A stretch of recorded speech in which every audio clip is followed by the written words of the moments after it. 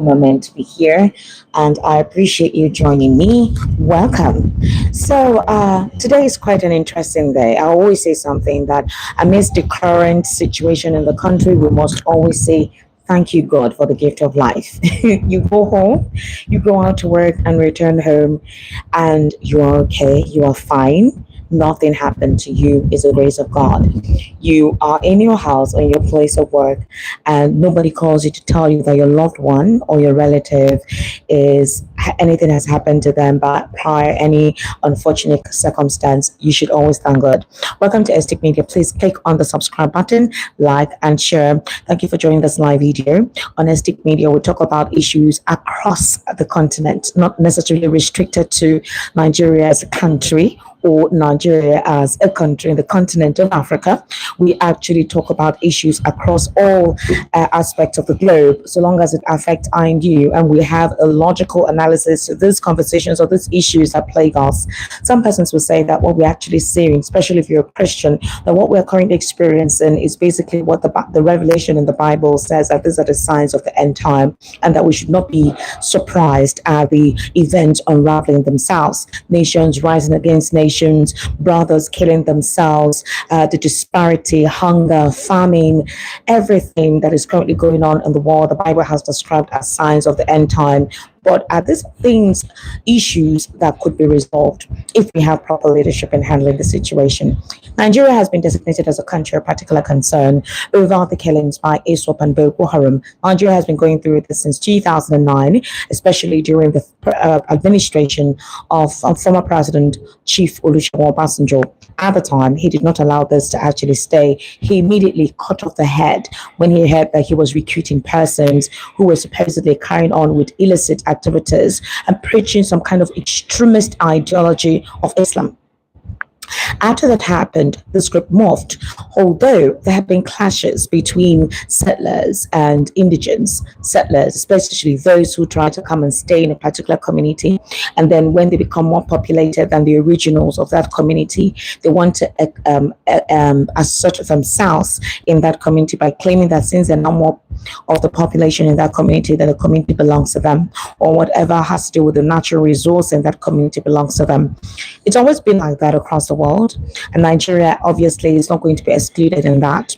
Now, the question has been about the supposed Fulanization of Nigeria. It talks about using Islam for a particular ethnic group to actually take over a country.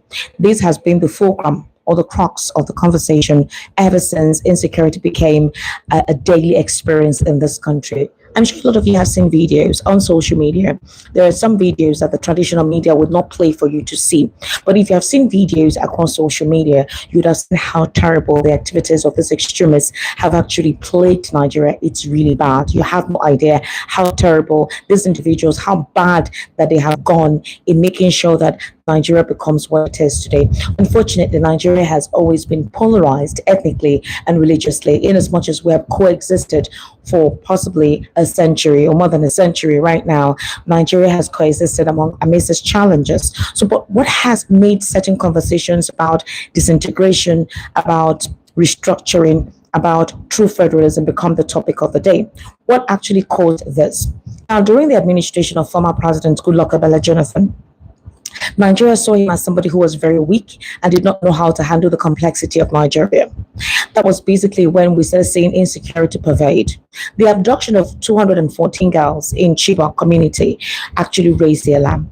International communities actually lent their voice for the release of those girls. We obviously saw how these individuals of extremist ideas came to a particular school in Chibok, abducted 214 girls, mostly whom were Christians, although they were residing in the north and going to school. About 80 something of them are still in the captivity of these terrorists. A couple of them have been married off, killed, and given birth to, married off to these terrorists for different activities. The government did try to rescue some of them, and the international communities actually did rehabilitate some of those girls and sent them to school. I'm sure if you want to understand the history of those girls, it's actually on YouTube. You can research that, where some of those girls are in the US. The United States of America, under the leadership of Barack Obama, actually gave scholarship to some of the students after they were rescued by the Nigerian government at the time. Some of them, not all of them, some of them actually were married off to the terrorists and gave birth wanted children. Some of them stayed over. Some of them were converted to Islam and, decided to just stay in the enclaves of those individuals, while some have not been found up till now. We don't know if they've been sold in the black market for trade exchange by this terrorist, but the thing is about 80 or more than 80 of those girls are still in captivity. The Bring Back Our Girl movement, which was headed by former Minister of Education Obi Ezekwesili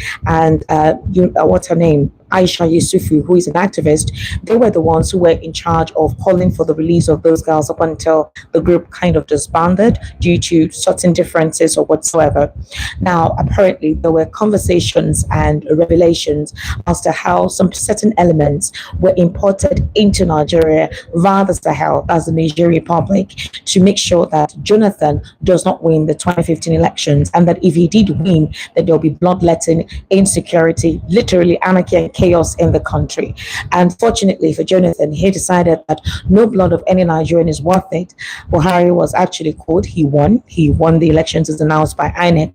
For the past 8 years of Buhari's administration, Nigeria went through one of its worst experiences: economic imbalance. All right, the jihadist movement by certain individuals using Islam to perpetrate injustice and killings.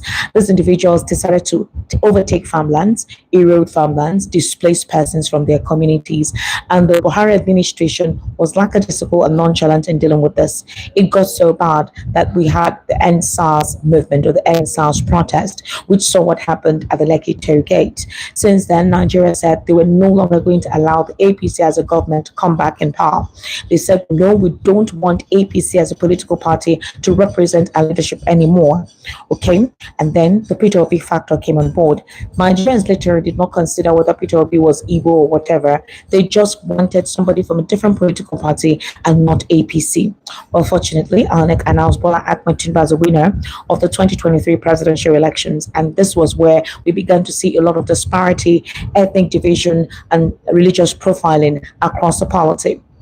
The Igbo ethnic group became the focus of the conversation, targets from all different tribes, just because, again, one of their presidents decided to campaign. We began to see so many ethnic differences that were not experienced during the 2023 elections or prior to the 2023 elections, because Nigerians collectively just wanted something different.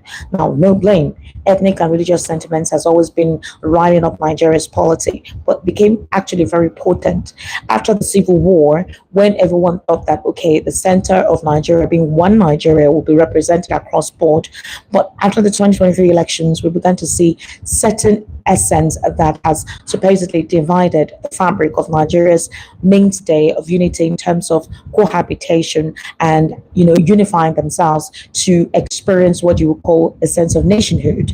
While Nigeria is trying to come together and understand where the future of their country is going, we are now seeing the onslaught of this terrorist pervading the polity. It has gotten so bad, it has put a question on the capacity of President Bola Ahmed Tinubu's government to handle this. So the question is, why is there no assertiveness and determination to rout out these guys? And what is the administration of President Bola Ahmed Tinubu afraid of in ensuring that these guys are routed out or cleared out? This is a melee, and this calls for a conversation across all board. 2 days ago, a brigadier general was murdered by these extremist elements using Islam as a means for perpetrating mayhem. Now, 25 girls in Kebbi Secondary School were also kidnapped. The army too was also raided, and they actually showed videos of how those individuals were actually murdered. They were beheaded. We saw 4 vigilantes killed, soldiers missing, as ISWAP launches fresh attack just a day after the killing of the brigadier general, and a day after the abduction of 25 schoolgirls in Kebbi State.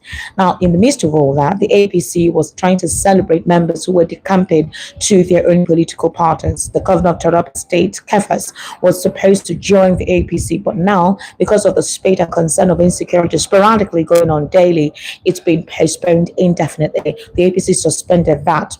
President Bola Ahmed Tinubu, after the abduction of those girls, have actually asked the Vice President Shetim Kishima to visit Kebbi State, but this was 2 days after the incident occurred. Just last night, a church, a CAC church in Kwara State, was also attacked by this terrorist. The videos were there because the church session was being live streamed, and these individuals entered, shooting sporadically, attacking the church members. Old women, young girls, children were trying to look for cover to protect themselves while those guys came in and plundered the church. They took their bags, they took a lot of things in the process. Some trying to hide from them got injured, some actually got hurt. Abductions took place. Now, if you look at the profile of those boys or those elements who invaded the church, very young boys, extremely young boys.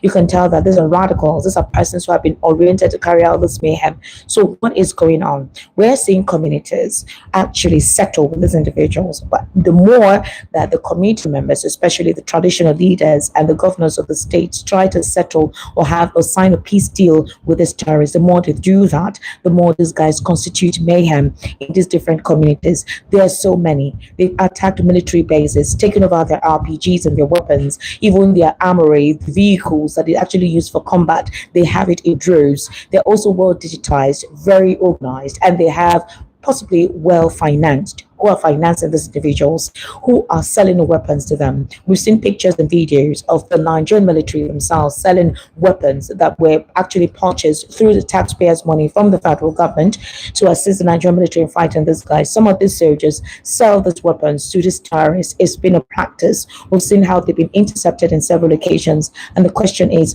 there no willingness to tackle these guys? And how infiltrated has Nigerian military or security architecture become? The Kebbi abduction situation, the school was actually, the DSS told the military that the school was going to be attacked. The military men went to the school supposedly to teach them drilling and self-protection. And 30 minutes before the activities of the extremists came or happened, the military left. Who asked them to leave the base? Who asked them to get out of there, despite DSS providing intel to them that that school will be attacked? These are the conversations. Now, the Nigeria's Foreign Minister, Yusuf Toga, was on an interview with Piers Morgan, called Piers Morgan Uncensored, and this is basically what transpired. I want us to take a very brief listen to that interview and see how Yusuf Toga was literally talked down on one of the MPs, Goldie. Now, a couple of people felt Goldie did not have proper information of what happened, and they also felt that Goldie was not accurate in her articulation or description of what is going on in Nigeria, specifically with the Muslim tickets and the number of persons that she said died. However, what is the convincing factor here? Let's take a listen to Goldie. Is a genocide against Christians in Nigeria. So, Goldie Gamari, welcome to Uncensored. What is your response to the Foreign Minister of Nigeria, who says there is no genocide? The numbers of those who've been killed, number of churches attacked, has been wildly exaggerated? Well, first of all, Piers, thank you for having me on. It's a pleasure to be here.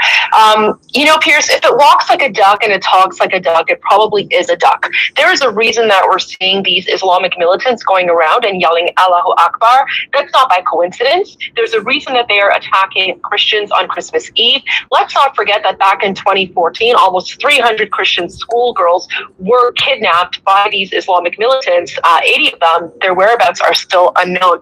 Piers, what's happening in Nigeria is jihad. It's the exact same thing that happened on October 7 by Islamists when they broke into Israel and murdered Jews yelling Allahu Akbar. It's the exact same thing that ISIS terrorists did to the Yazidis in Iraq. It's the exact same thing that happened in Lebanon. Here's the only difference between what's happening today in Nigeria versus what happened 1400 years ago when the Muslim Arab invaders came to Persia is that back then people did not have cameras, but today they do. It is 100% jihad. We've seen it before. This is how the Islamist playbook always happens. Well, I think his government is complicit. Right now, you have an Islamist government in Nigeria. One of the things that he didn't mention to you is that typically it's been a constitutional convention in Nigeria that if the prime minister is Muslim, then if the president is Muslim, then the vice president is Christian. If the president is Christian, then the vice president is Muslim. This is intended to have a proper representation of the Nigerian population. Right now, you have a Muslim president, and then they decided to choose a Muslim vice president, and so there is actually no Christian Christian representation in the Islamist government. By the way, this is a government that is working closely behind the scenes with the Islamic Republic of Iran.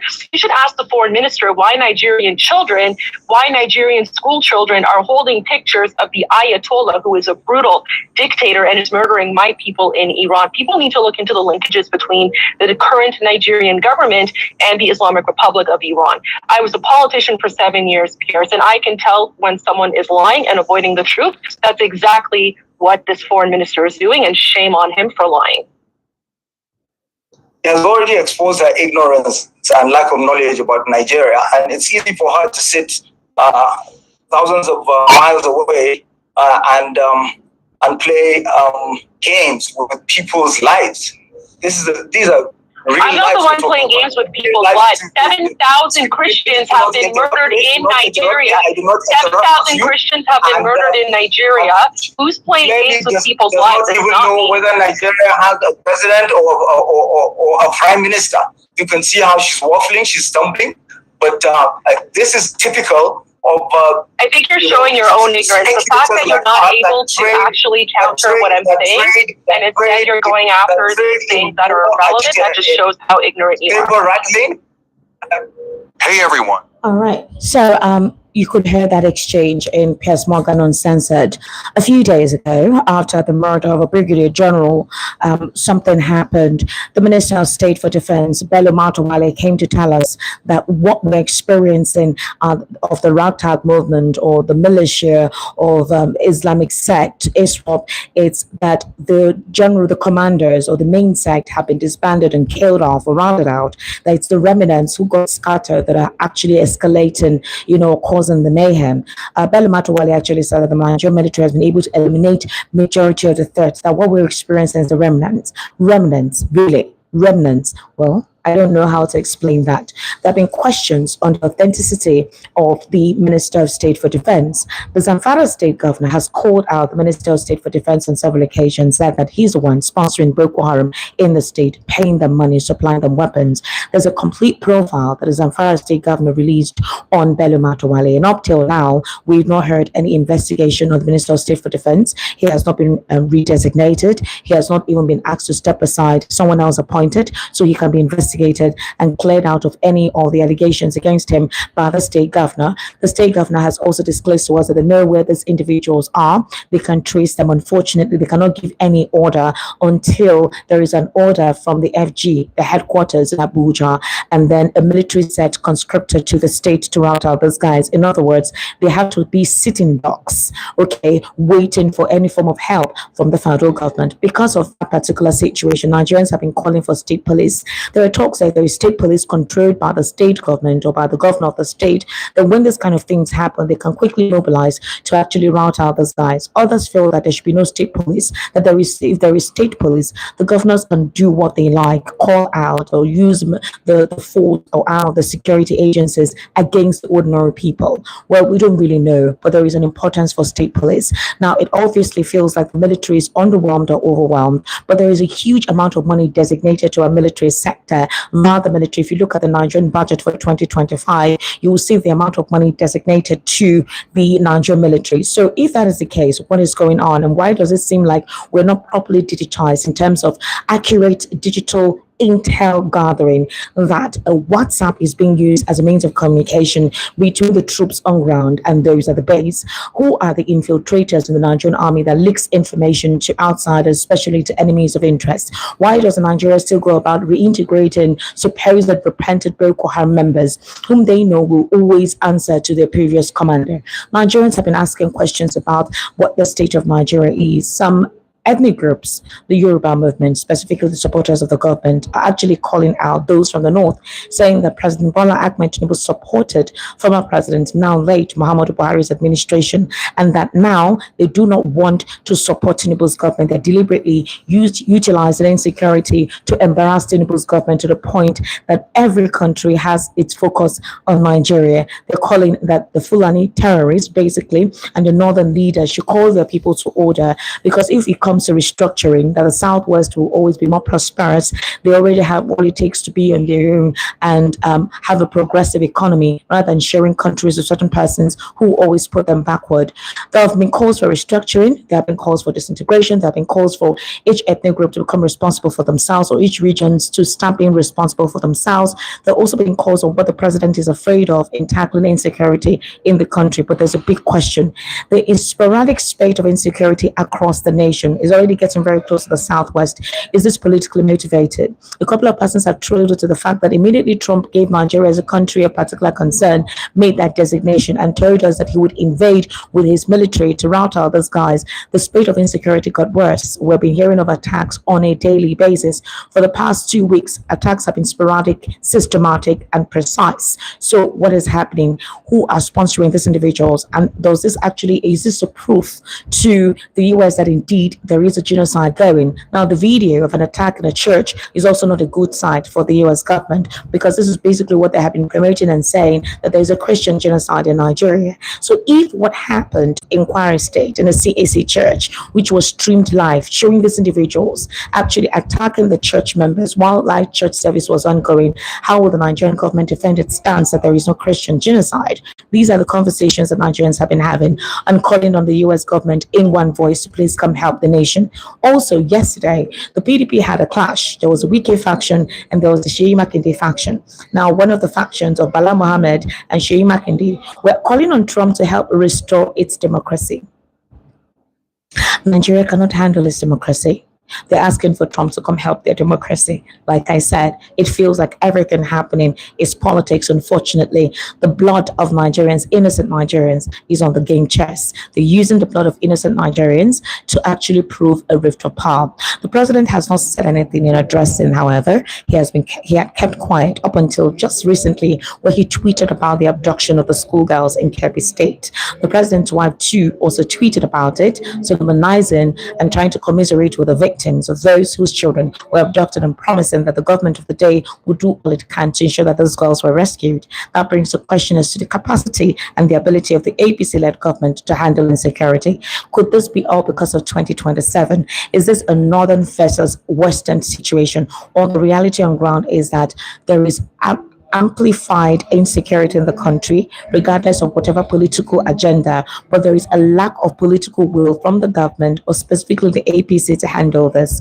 Remember that it actually started off or became worse during late Muhammadu Buhari's administration. The thought and the expectation of Tinubu's administration was that he would try as much as possible, being the fact that he's educated, he's also a Muslim, but properly westernized, that he would be decisive in handling this. So what exactly is the problem? In the midst of this chaos, actually, the president is traveling to South Africa for the African G20 summit to discuss certain issues. We do not know if that's an avenue for him to call for African collaboration in trying to see how they can assist themselves to fight Boko Haram and ISWAP. ECOWAS too have been called. That what exactly is the essence of the existence of that group if the economic community of West African states cannot come together, form a military group that would rout out these terrorists, especially at the Sahel region and the border. Despite the change in the military apparatus and all the service chiefs, it seems like the recent change is not doing anything so far in curbing this out. So what is happening and what is causing the disintegration and the chaos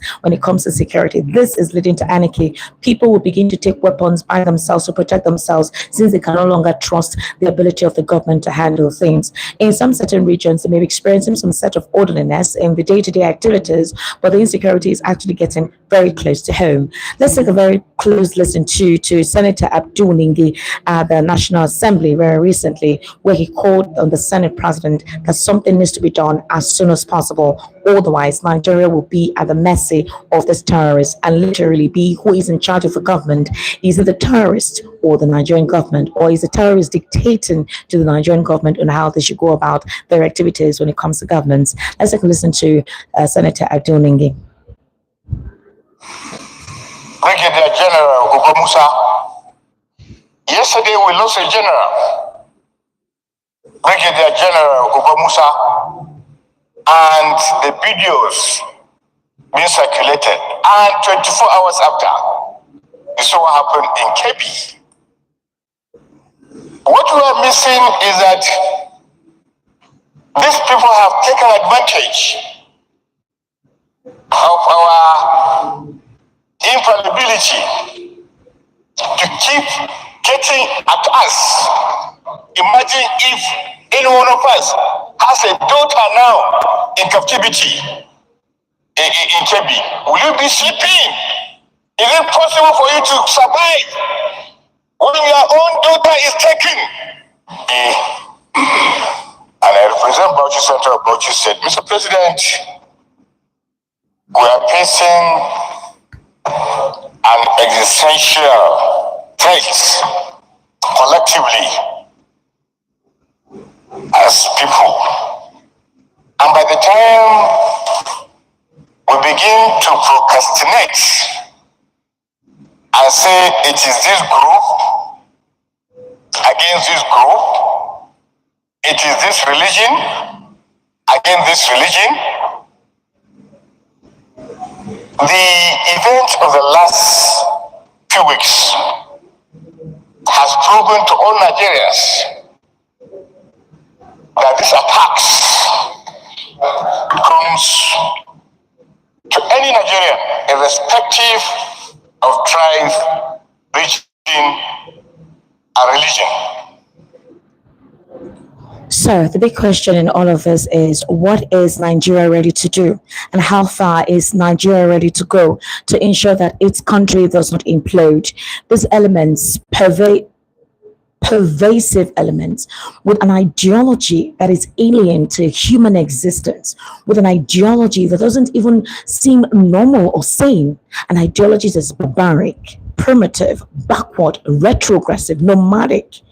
At this day and age, 2025, 21st century, these individuals still have an ideology about taking control and supposedly wanting to Islamize. Now, for our Muslim faithfuls, are you preaching enough? Are you countering the narrative about this terrorists that Islam is all about jihad? Islam is all about taking over. Islam is all about ensuring that only their religion or nothing else. Are you ready to counter this narrative that it is about fighting, killing anyone who doesn't believe in Prophet Muhammad or anyone who doesn't believe in the Holy Quran? How vast and how aggressive are you in preaching and putting out there that Islam does not represent all of this extrajudicial, extraordinary, divisive, and bloodletting activities of this element of mayhem with an orientation that is barbaric, deliberately put aside for war? How soon will our Islamic scholars, our elders and teachers actually utilize social media to enhance the preaching that Islam is not a religion of war. Islam is not a religion of taking over. Islam is not a religion of Satanism. Islam is not a religion of absorbing and taking and eating and drinking blood and eating flesh and literally reveling in the killing and destruction of human beings. It's very vital that the Islamic community wake up and begin to distance themselves from the activities of these individuals, because these elements are literally utilizing Islam, using Islam to pervade and continue their destruction and bloodletting on their path. How long and how soon would the community of Muslim people distance themselves across the globe, not just in Nigeria, because there seems to be an Islamophobic agenda. Most nations are calling out Islam, saying that all they do is to dominate, destroy, take over. Historical countries like Turkey and even Lebanon, that were once Christian-dominated countries, are now calling out to say that was basically how Islam came and took over, dominated, and became the central nerve center of the governing system of their nation. At this point in time, Nigeria is a multi-ethnic and multi-religious group of people living together as one. So any religious group trying to upstage any other will cause chaos and anarchy. Any ethnic group wanting to upstage the other will cause chaos and anarchy. There needs to be a balance. And how will that balance spread across? It has to come from the center. And if the center is not willing to be decisive and affirmative in making sure that there is a balance when it comes to a federal character, when it comes to allocation, when it comes to utilizing the essence of the Constitution, in ensuring that you do not negotiate with terrorists and allow insecurity to become the order of the day, and creating a sense of economic imbalance, prevailing using ethnic sentiments or religion to upstage the other, Nigeria will continue to face this quagmire and will continue to be in this crux. So what do we do I'd like to know what you think in the comment section and share your experiences as well. Click on the like button, share, subscribe. My name is Esther Wachiku, and this is Estic Media. I'll see you another time. Bye for now.